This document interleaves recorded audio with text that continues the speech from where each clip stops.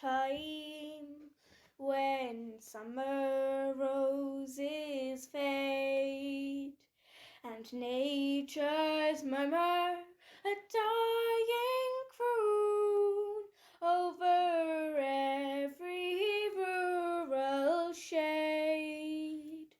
'Twas over the yellow fields I strayed, as the evening died away, to view the angel of my heart, my Mary from Loughrea.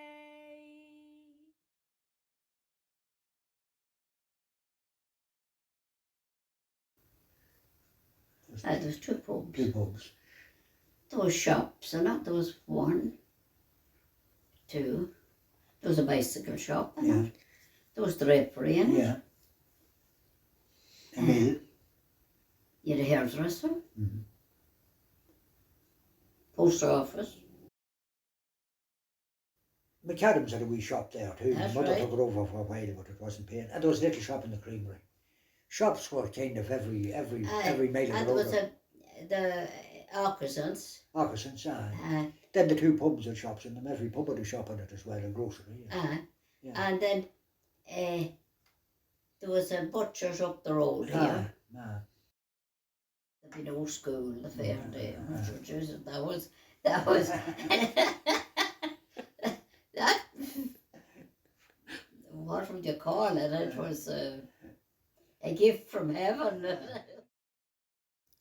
They are the ones who dig potatoes, planting seeds and complaining of the cold. They are the ones who milk the cows and feed the hens and clean the houses and listen to the rain. They are the ones who bring forth life in small, quiet ways, and who suffer the weight of the world with fortitude and grace. These peasant women are the backbone of the land, and though they are nameless, they are the ones who endure. There was a big difference, because the boys was never asked to work and do anything in the house, like cook or anything. But the girls had to go out and help and set potatoes, drop the potatoes. They had to work at the turf, they had to work at the hay. But the boys... No. Churning, that was another job. Churning was a physical job. Jesus, there was the dash churning. If you went into Oliver's and they were mother's churning, you smoked it over. You took a hand at it. The men were out, and it was always think of the man on the ridge. And the so-and-so, he wasn't working half as much as the woman in the house. Because she was doing the cooking, had to wash. There was no such thing as washing machines or cookers or anything. That was the hard fire. And like the men fracked off to the pub at night, and then as well as that, on my way home from the creamery, they went in then for a few pints. No, they did. When the children be put to bed, they'd maybe wash their clothes to have them dry for the next morning. You hadn't a choice of what, You couldn't decide I'm going to go out myself, no. No.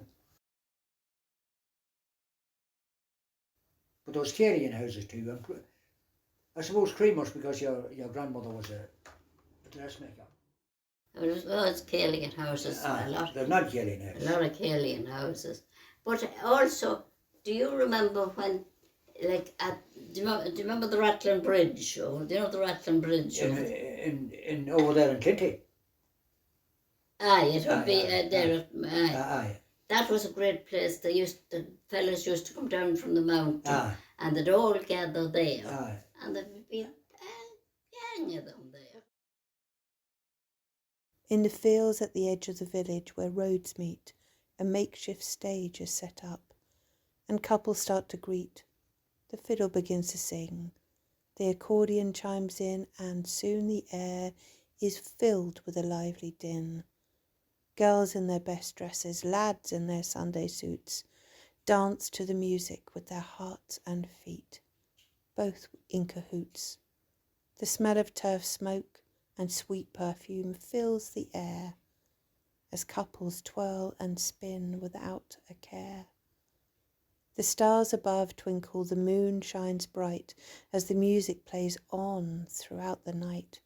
In the old days the dance was held at a crossroads fair, where the locals would gather without a worry or care. Willen, Riley, all over Ballyconnell, Templeport, Baltorber, A lot came up from the north. Kinawley, Derrylin. They kind of shut them down and used the Wonderland instead. Well, they sold off the one in Bawnboy, or they sold off the one in Templeport, sorry. But what of Ellie and women like her who lived in rural Ireland? A woman who lived through 2 world wars, significant political and social change, including the suffrage movement. Her experience has had a lasting legacy on Irish society. It's a story so often untold, of women who worked tirelessly to improve the life of people around her. Her sister, Mary, she went with a little, at 16, with a little shawl round her shoulders and never came back. Family went. The whole families went. Yeah, in a lot of places. 7 or 8 children heading down the road with the belongings for the boat, and they never come back. Oh, Never that's came it, back. that's it. Oh no, like every town land, I think, lost a lot of people to emigration. Hope is the thing with feathers that perches in the soul and sings the tune without the words and never stops at all. And sweetest in the gale is heard, and sore must be the storm that could abash the little bird that kept so many warm. I've heard it in the chilliest land and on the strangest sea, yet never in extremity it asked a crumb of me. It was in the golden harvest time, when summer roses fade, and nature's murmur a dying croon over every rural shade. 'Twas over the yellow fields I strayed, as the